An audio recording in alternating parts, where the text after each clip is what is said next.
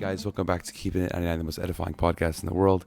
I'm joined here today with Thaddeus Mahfouz. Thank you, Thaddeus, for coming onto the podcast. Thank you, Isaiah. So before we get started, just a little bit about you, who you are, what you do, cool fact, fun fact, I don't know, whatever you want to talk about. All right, let's do it. Hi, everyone. I'm Thaddeus. I study biomedical engineering at Georgia Tech. So outside of school, I love hanging out with friends. I love reading. I love, I'm pretty extroverted, just kind of exploring, trying new things. I'm from New Jersey, so I spend half of my time in school in Georgia and half of my time in New Jersey. And yeah, that's pretty much me in a nutshell. Well, thank you, Thaddeus, for coming onto the podcast. It is a blessing to have you on. Thank you for everything. I'm looking forward to it. So today we're talking about moving away for college. You mentioned a little bit about how you moved from Jersey to go to Georgia for college. You're at Georgia Tech with me, so it's a great blessing to have you. So we'll talk a little bit about that and how that kind of affected your life, your social life, spiritual life. So we'll kind of go through that. So the first question I want to ask you is, what would you say was the biggest challenge of leaving New Jersey for school? I think the biggest challenge is spend 18 years of your life. You spend 18 years of your life surrounded by the same people, by family. I went to public school, so for 15 years, I went to school with the same people, day in, day out. I've built a lot of strong friendships, people in school, people in church. And then all of a sudden, weeks after weeks, Sunday after Sunday, seeing everyone, strengthening those relationships. Then all of a sudden, snap, you're in a new place. You're with people that you don't know. And you don't have your parents there, right? You're just kind of alone at first. So I think that was definitely the biggest challenge for me was adapting to that new environment where it was just me. I didn't have anyone I really knew in Georgia, and trying to build a community. I mean, I obviously I think that for most people who move, that's probably the biggest thing is just because you have to basically like restart life. Yeah.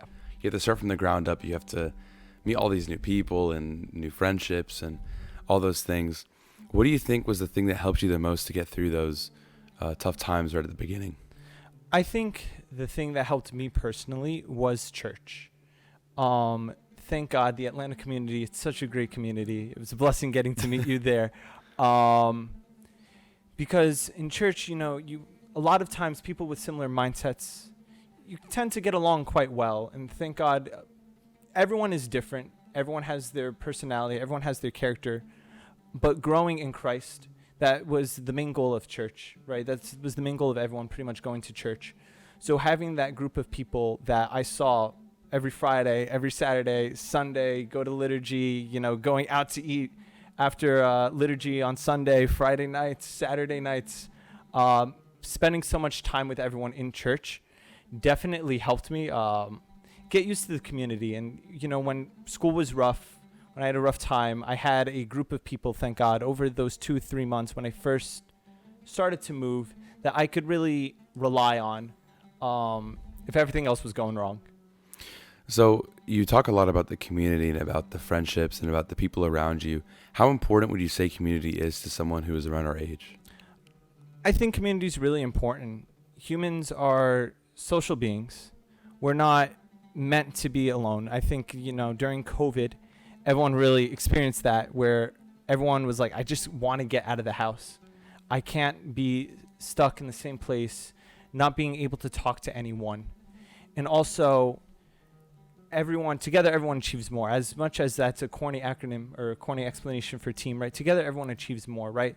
So by being with others, you can further develop yourself because there's only so much that you yourself can do. By having others, you can learn from them, take their stronger traits, their stronger attributes, realize that you are lacking in this way and that way. Having that community helps you develop and grow to become a better person, which is a big part of college. The academic, of course, but also developing socially.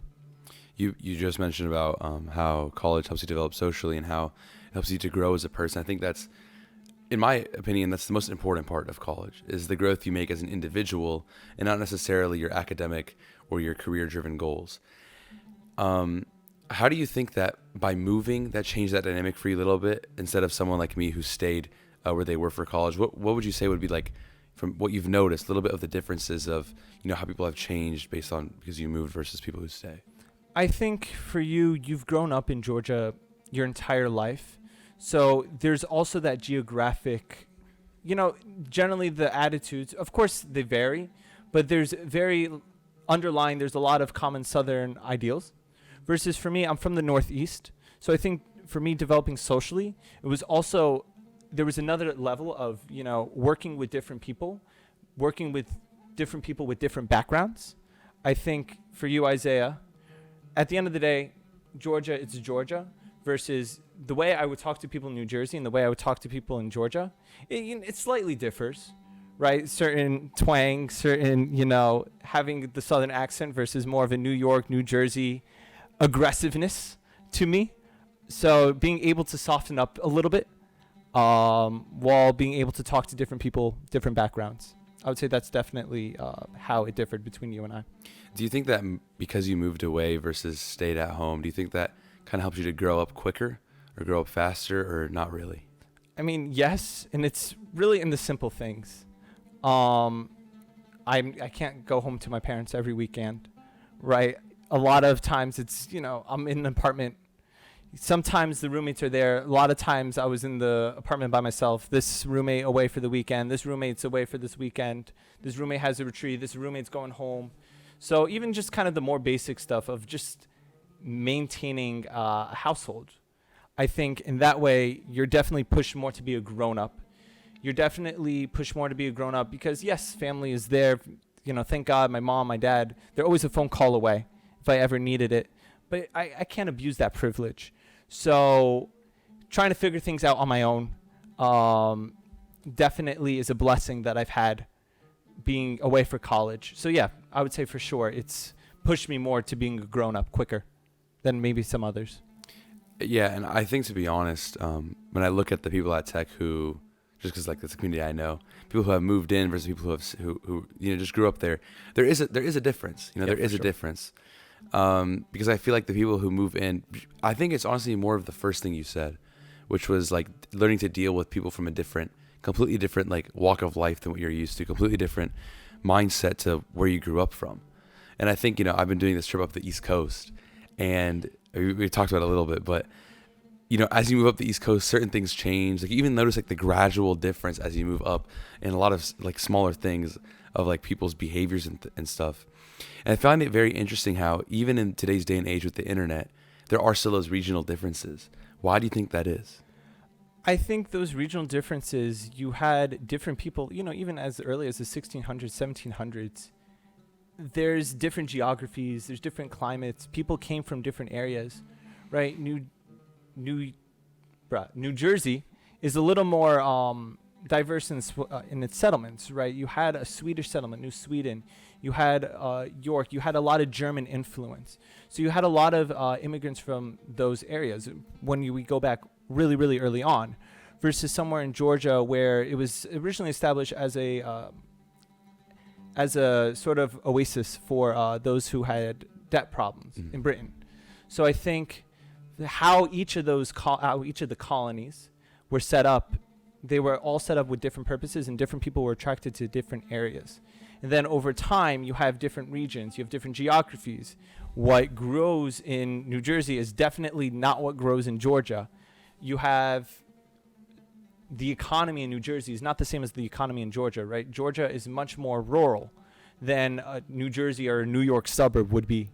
So over time, since you have those different economies, those different people, those different geographical signatures, you have people that grew up in different ways, in different cultures. And even, yes, the internet is new and the internet connects everyone, but you can't just eliminate 200, 300 years of culture in a snap. Yeah, I think it's a very good point you made, that you can't just delete culture. And I think that's also why, because of the way how America is, it's like a melting pot of all these different immigrant populations, is that, and like that's never going to change. Like over time, people are going to flock to things or places where their ideals are more met. And so it's this ever evolving, combination of oneness, but also like difference. Right.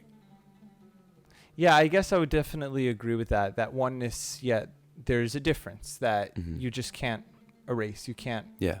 change. Exactly. And I think college definitely shows you that, because there's so many people from different places, especially a college like Tech, which is, because of its placement in society, or the ranking it holds within society. People come from everywhere just to go to Georgia Tech. So you see that difference. You see, even within like people who are in the same region, you still see like the small differences in the small things, and I find that very interesting. So I wanted more to ask about, the spiritual aspect of moving to a new place. Obviously, Jersey is. We talked about this on the podcast yesterday, but Jersey is. The Coptic community, there's words that I can't even bring words to explain how vast it is compared to somewhere like Georgia. What was that change like, going from such a large and grandeur community to going to something like Georgia, which is a lot smaller? It was definitely weird, right? Because I'm so used to such a big Coptic community where in these colleges you have 100, 200, hundreds of college students, Coptic college students, all together on one campus. To even just at Tech, what are we? We're now, when 15. when I started, we were 4 or 5. Yeah. Now, thank God, we're getting up there. But 4 or 5. So that was definitely a big adjustment. Like, I can't solely hang out with all the Coptic people because there's not enough of us. So I think for me, it was weird being like, okay, I have to maybe break my shell a little bit. Can't just hang out just Coptic, right? Hang out with whoever I can find. So that's the first thing. And then the second thing is, it was also nice being in Georgia. You have that smaller community, right? It's not this big community where it's nice just having that smaller community. So there's the pros to the big, but there's also pros to the small, where everyone really gets to know each other and know each other well. Yeah, and that's one thing I'll say is, I remember you talking about yesterday, like, how do you just not feel like a number in Jersey? And the question is, well, you do. You just feel like you're just like another Coptic kid in the church. Whereas I feel like in Atlanta, the way that we grew up was, we're so unique. Yep. Each and every single person is their own person. Everyone knows everyone. And there's definitely pros and cons to it. It's very funny because I feel like every time I go to a large Coptic community, they all want a small one. If I go to a small one, they want a large one. Like, everyone thinks like the grass is greener on the other side. Like, everyone wants what they don't have, which I find to be very funny. But I think it allows us to appreciate, the small, the big, the medium, everything. Yep. In terms of Coptic community size. I would definitely agree, and I think everyone thinks there is that Goldilocks, that like right in the middle, that just right, but there is really not that just right. I come from a medium-sized church in Jersey, right? So it's definitely, there is that balance, but then again, there's times I'm desiring that bigger community where with more people, there's naturally more activity, right? There's more people, there's a larger friend group, getting to know each other, more people. I'm pretty extroverted, right? So I like meeting people, meeting new people, getting to understand where they're from, their opinions on different matters. But then there's also times I want a smaller community where everyone gets to know your name, right? Where it's just one tight group, one big happy family. Everyone knows each other. Everyone knows each other's families like they're truly family. So yeah, there's really just no right just in the middle. It's, there's so many different pros and cons. Yeah, of course. And again, I think it's just, it's honestly preference. And it's preference, not even just like, oh, I like this all the time. Like, it changes. And I think that's the beauty about living in America, is that you can go to all these different communities and, see like, just even though like, it's the same thing with like the region, with like the, how America is, there's like oneness but difference. Same idea, obviously the Coptic Church is one church and we all share the same ideas, values. You go to any Coptic church anywhere in America, like you're going to connect with the people there. Yep. But there's a difference about it. Yeah. So there's like that difference in oneness. Yes. So I think that's, kind of like an overarching theme about going to different places, whether you're moving or not, is that there's always like that difference, but there's still like, at the end of the day, everyone's human. Everyone, especially when you talk about Coptic communities, everyone's Coptic. So there's the difference in the oneness. So I wanted to ask for you,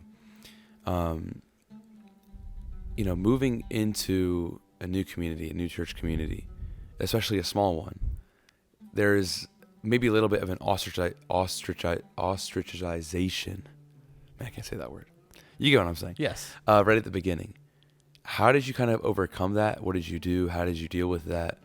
You don't have to get too specific, but you know. So I think, so first off, I think everyone was really kind and welcoming at first.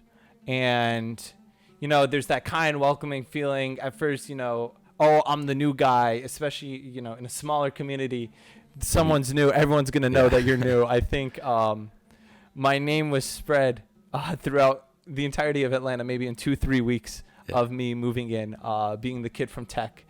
So you have that, which is always a good start. You get to meet people. In fact, you know, even small community, as you very well know, it took me maybe a month, 2 months to actually get everyone's names down. Yeah. So you have that, but then you have that lull. And I think the way I overcame that lull is, for me, just spending time with everyone. Because, as I mentioned earlier, right, the more time you spend, the more time you get to know someone, the more time you get to appreciate someone for who they really are. And I think, yes, I'm giving the example of the Coptic community, but I think you can take a look at a lot of different people, just different walks, different backgrounds. I know a lot of my friends, it was a pretty similar scenario in their churches and their campus ministries, right? There was that welcoming feeling, but then, you know, over time there was that lull, but then how you overcome that lull really determines how close you are and how tight you are with the community. And, you know, there's definitely much more than that, right? Being tight with the community, that's great, but what's the ultimate goal of being in church, right? Or being in this community, right? It's to go to church to grow in God. And I think college is a very developmental time, and having that community is really what makes or breaks your faith, especially during a time like college when you are trying to develop yourself. Yeah. And I think it's a two-way street.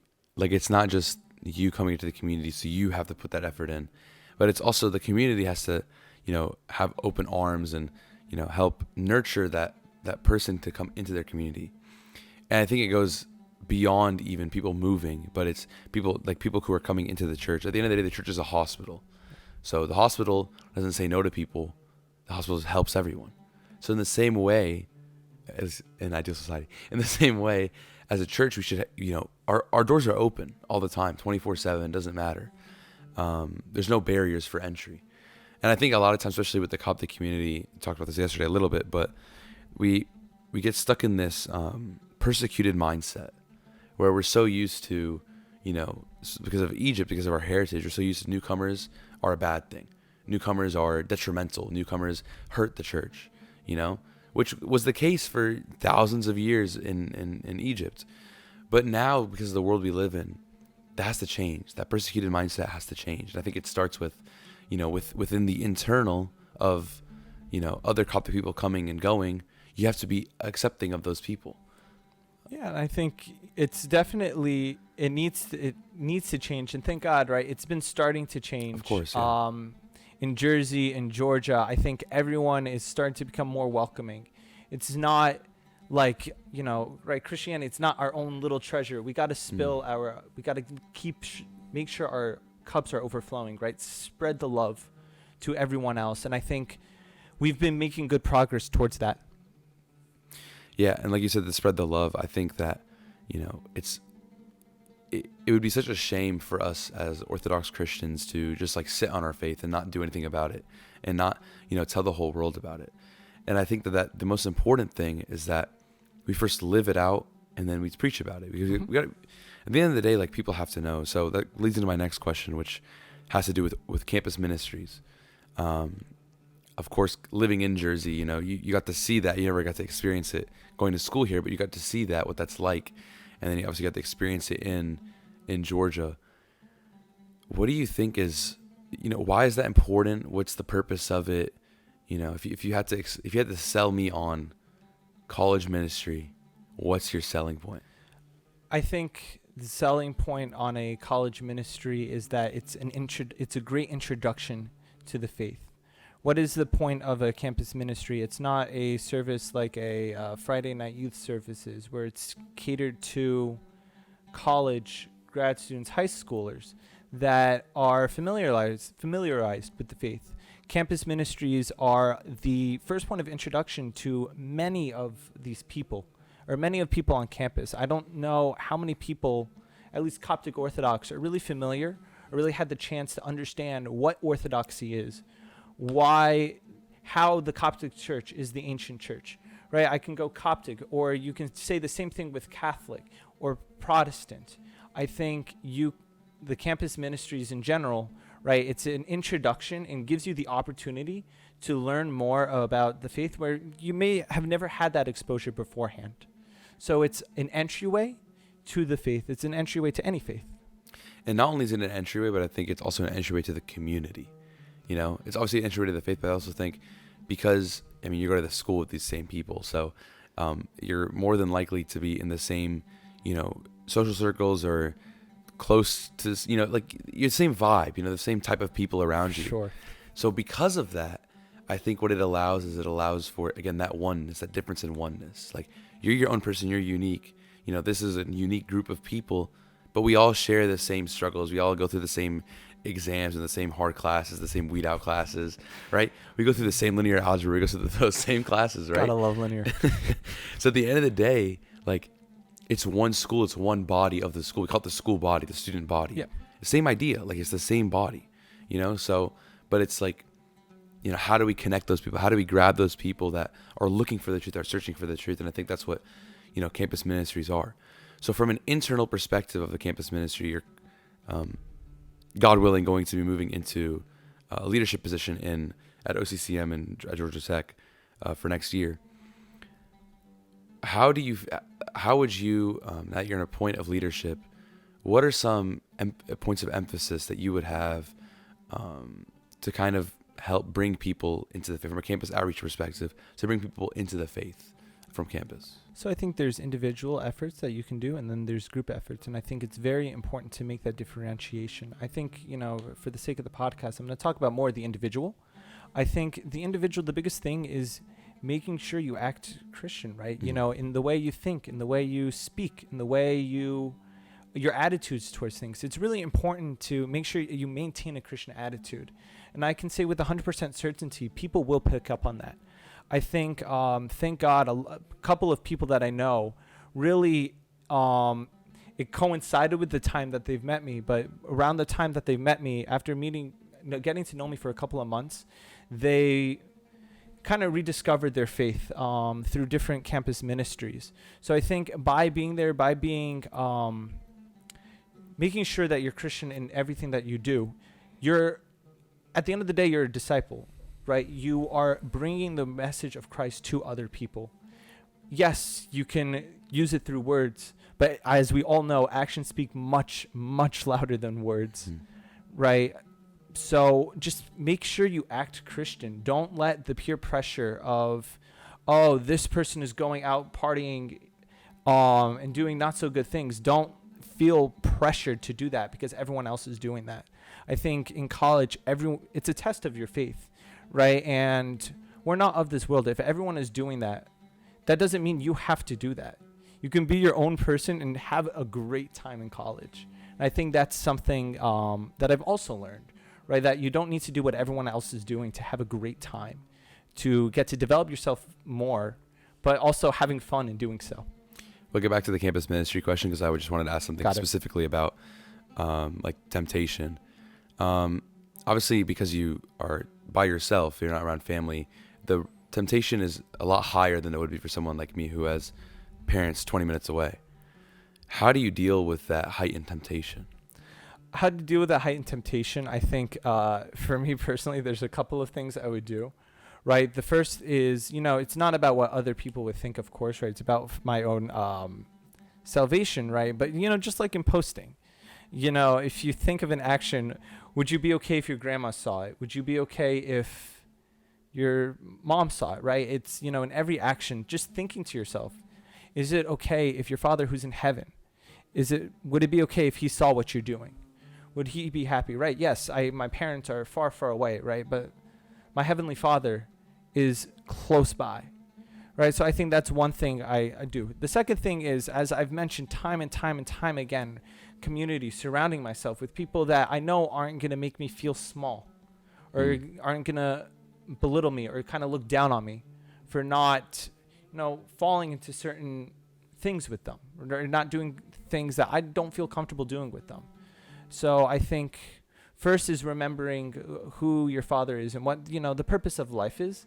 And I think the second thing is surrounding yourself with a group of people that won't make you feel small, that won't hate on you for doing different things than them.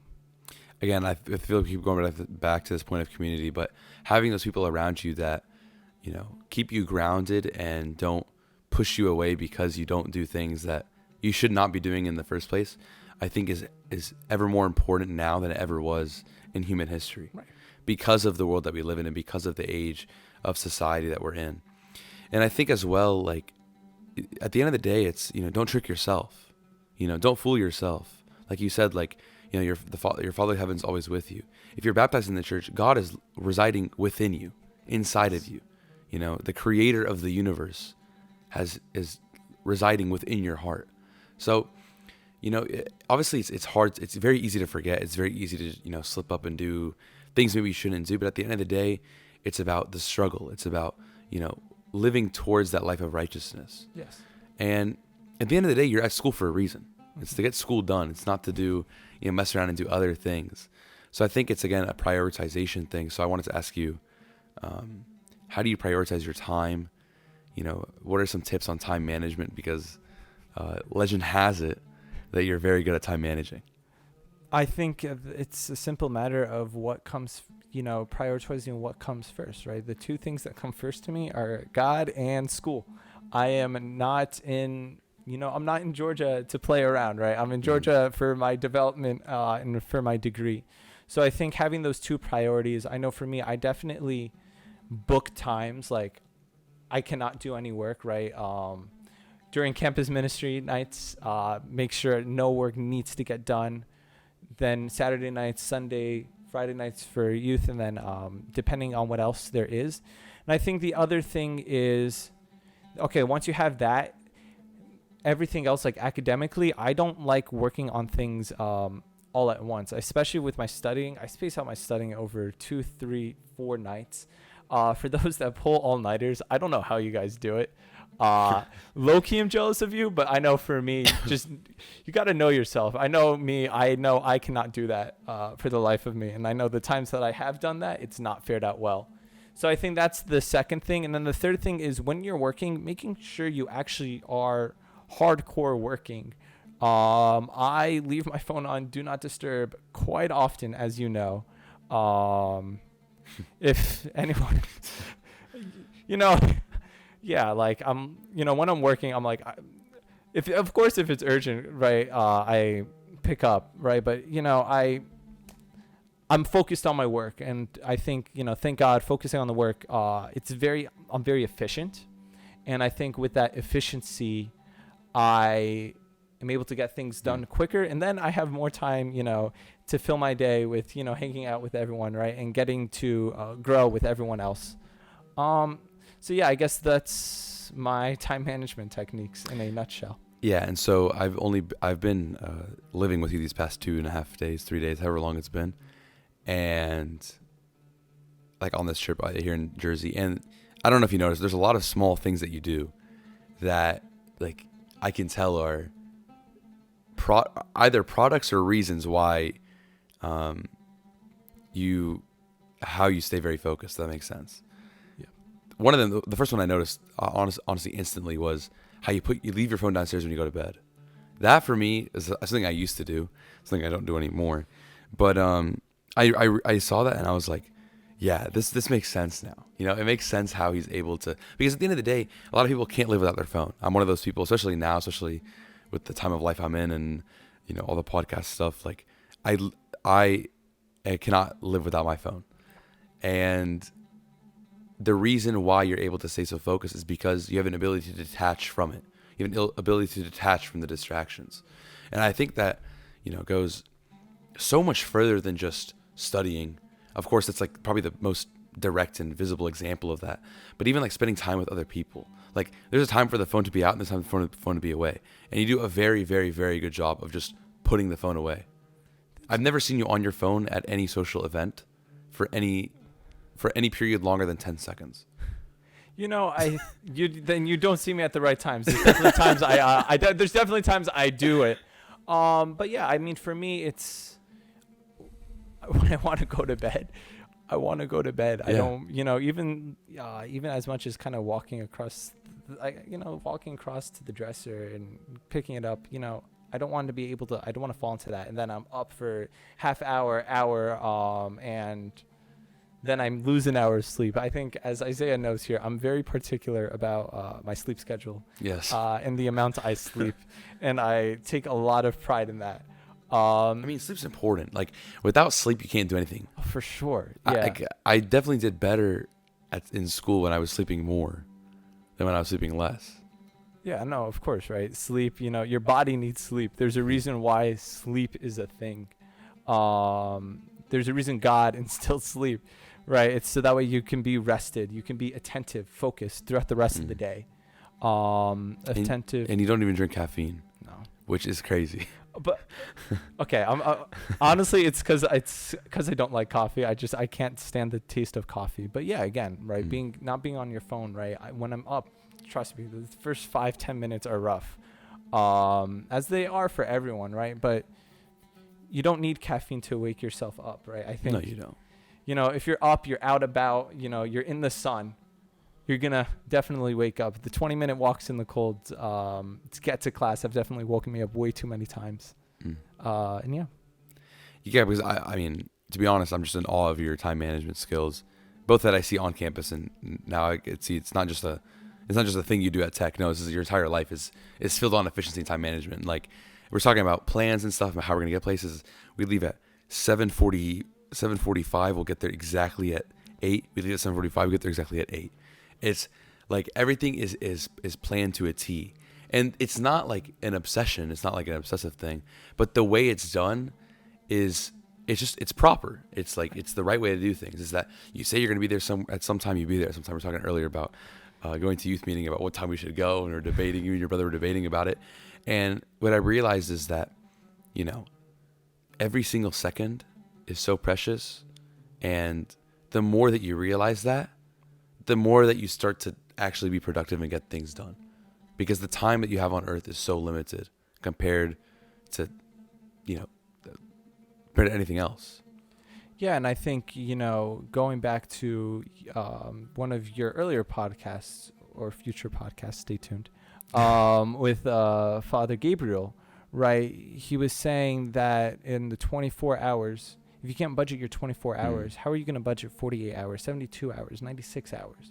Right? If you don't have good time management with the time you have, if you can't use the time that you have wisely, it's not a matter of more time, right? It's more of a matter of you and yourself.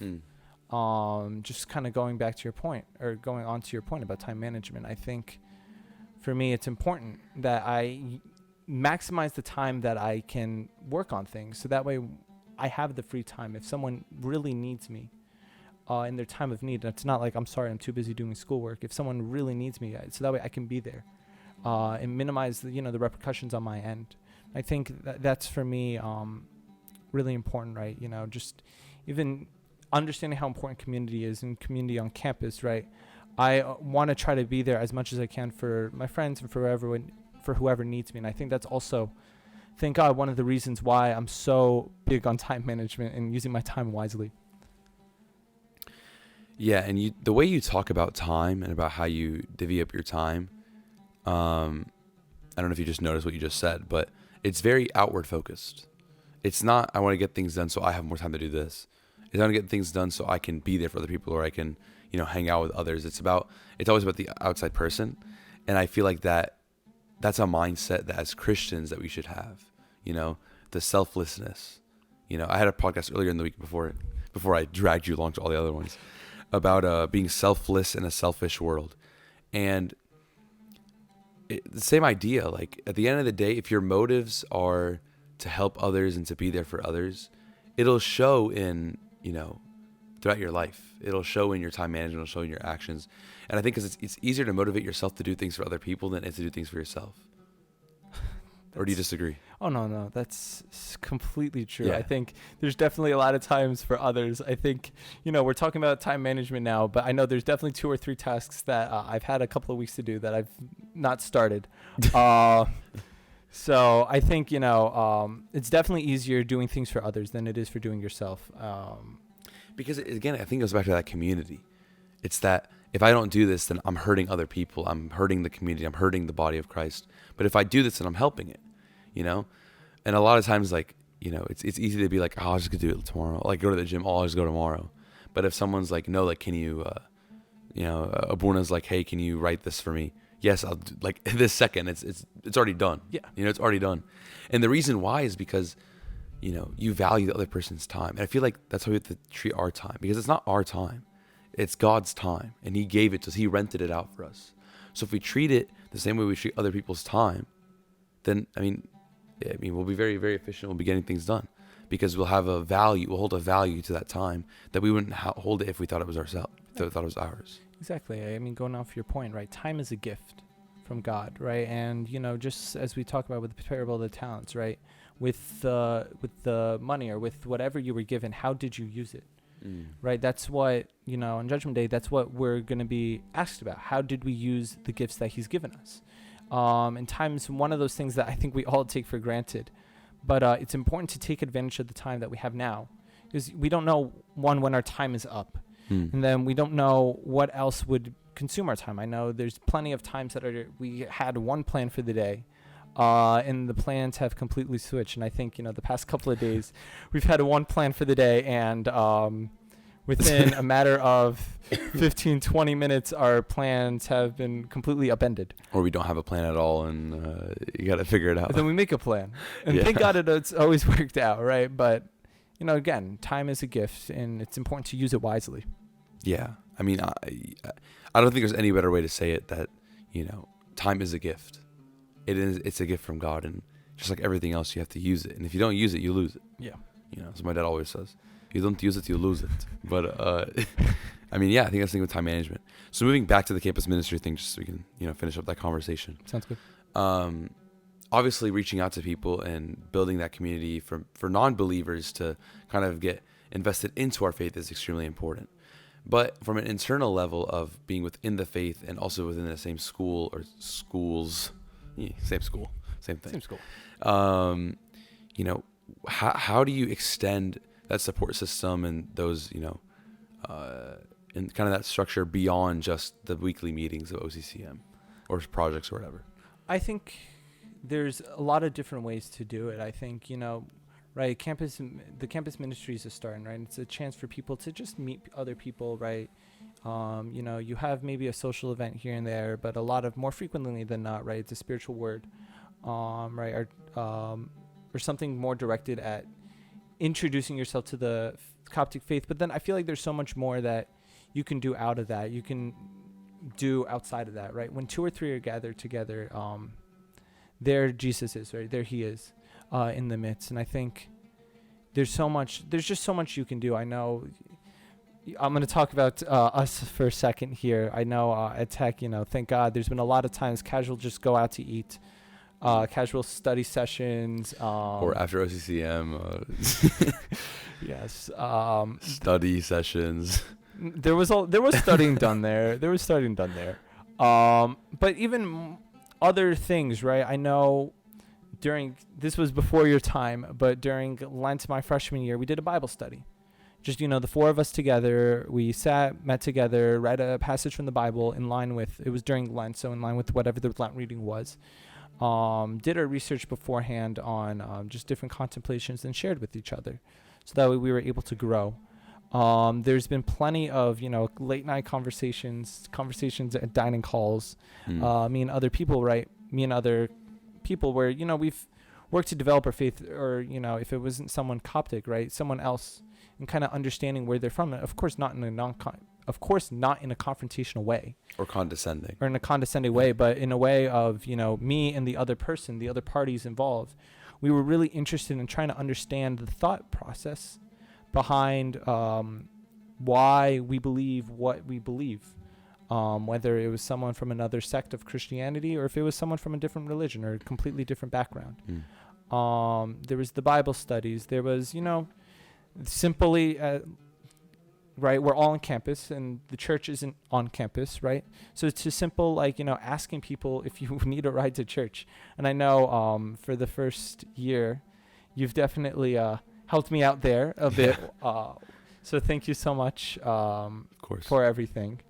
Right. So I think there's so much I know I just listed a whole bunch of different examples, elaborated on different things, right? But depending on the context in which you're in, depending on the context of the community, there's so much you can do, whether it's a simple going out to eat to just, helping take the next step, whether through a conversation, like an inquisitive conversation, or simply as simple as, hey, I have a car and I go to church. Does anyone else need a ride to church, right? To partake of the blessings of liturgy, of midnight praises, or of any other service. Yeah, I think you hit the nail on the head. I was going to say you hit the head on the nail again. But because at the end of the day, it's about showing Christ. What would Christ do? Christ would bring those people to church. Christ would, be there for them, help them in their classes, registration. I know that was a big thing you did for us with our first semesters, and and just being there, being that ear whenever the classes are getting rough, and we need someone to talk to. Like that's what Christ would do. So that's what we should do as Christians. It's about living that life. And I think, you sat through the 4 podcasts yesterday, so you heard that was the theme of the whole day. Basically, was just let Christ work through you. You just do what Christ would do, and let His light be shined through you. Be that lighthouse. Yeah, of course. And I think it was in the 4 podcasts. Exactly. I think there's nothing more that needs to be said on that point. Yeah. Yeah. Well, that's all I got for you, Mr. Thaddeus. All right. Thank you, Mr. Bakhtor. Anything else you want to say? I think that's everything. I think the one thing I have to share with everyone is just, of course, sharing my experience. I think, of course, everyone's experiences are different, right? I think, being away from college, I think it's important to understand that you need the strong spiritual foundation. Yeah. If you have a weak spiritual foundation and you're using this podcast as a justification to go away for college, please don't. Thank you. please, right? Because you need a strong spiritual basis. That's going at the beginning. Thank you. Yes, please put that at the beginning. Yeah, that is. But please don't use this as a justification to go away for college, right? Every person has different scenarios, different spiritual basis. If there's, of course, talk to your father of confession about it, right? It's not like a decision I made. Oh, I'm gonna just go away for college, and didn't ask for the advice of everyone. If you have a father of confession, talk to your father of confession about it, or a spiritual father. And honestly, sorry. No, go ahead. You go. Reach out to the community that you're going to. Go visit it. Go see what's up. Go see if people in the school. Go ask them about it. Yes. Just things you do in general for college. The same idea. Right. I think, definitely for me, that was one thing I did. I had to make sure that there was a good Coptic community nearby, which shout out Atlanta. But, if you don't have a strong spiritual foundation from the start, college is a time of great spiritual growth, right? You can use, Isaiah knows, I use the library quite frequently to check out some spiritual books. But if you don't have that strong spiritual foundation to start off with and you go away for college, it's the first time you're away from your parents, right? And it's definitely a time where your faith can also be destroyed.